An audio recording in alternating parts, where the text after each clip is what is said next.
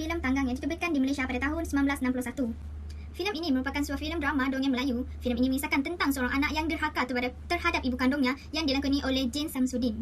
Pada pengakhiran cerita ini, si Tanggang yang derhaka terhadap ibunya telah disumpah dengan izin Tuhan oleh ibunya. Filem ini diarahkan oleh Datuk Haji Jamal Sulong.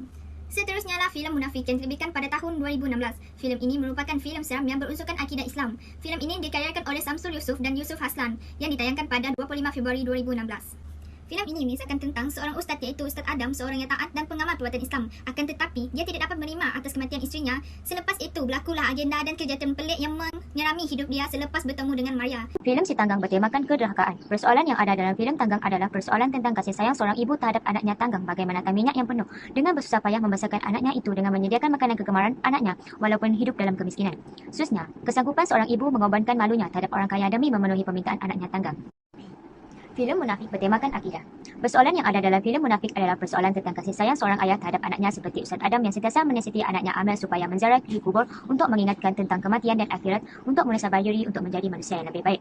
Persoalan yang kedua adalah persoalan tentang madah diri seperti Ustaz Adam yang bersifat madah diri dengan menjalankan tanggungjawab sebagai pengamal perubatan Islam yang berjaya mengobati penduduk kampung berdekatan rumahnya. Khususnya adalah persoalan tentang tolong-menolong seperti Ustaz Adam dalam keadaan tertekan masih ingin memberikan pertolongan terhadap Maria yang mengalami penyakit tekanan perasaan yang sangat serius. Terdapat beberapa unsur sosial yang dapat dibandingkan semasa menonton filem Si Tanggang dan Munafik. Disebabkan unsur sosial berubah mengikut peredaran zaman, unsur sosial yang paling ketara dapat dilihat adalah perbandingan antara bahasa dalam filem Si Tanggang dan Munafik. Bahasa yang digunakan dalam filem Si Tanggang adalah bahasa Melayu pra-kolonialisme, manakala dalam filem Munafik pula menggunakan bahasa Melayu pasca-kolonialisme. Unsur sosial yang kedua adalah unsur sosial kekeluargaan. Karakter Pak Osman dalam filem Munafik dan Tanggang dalam filem Si Tanggang merupakan dua karakter yang sama kerana kedua-dua karakter ini tidak menghargai keluarga mereka. Sebagai contoh, Pak Osman sanggup mempergunakan anaknya si Maria untuk kepentingan diri dan Si Tanggang pula sanggup menderhaka dan melupakan ibunya demi harta dan istrinya. Seterusnya adalah unsur politik. Unsur politik bagi kedua-dua filem adalah lebih kurang sama, walaupun dalam filem Munafik unsur politik tidaklah seberapa ketara berbanding dengan unsur politik dalam filem Si Tanggang.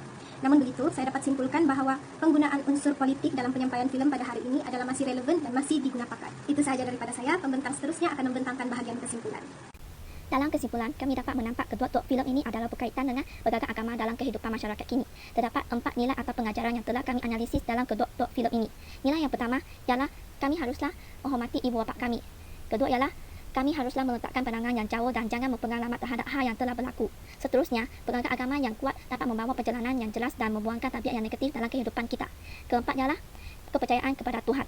Keempat-empat nilai atau pengajaran ini haruslah kita ingati dan amalkan supaya tidak mengulangkan kesalahan yang terdapat di kedua-dua filem ini. Sekian, terima kasih.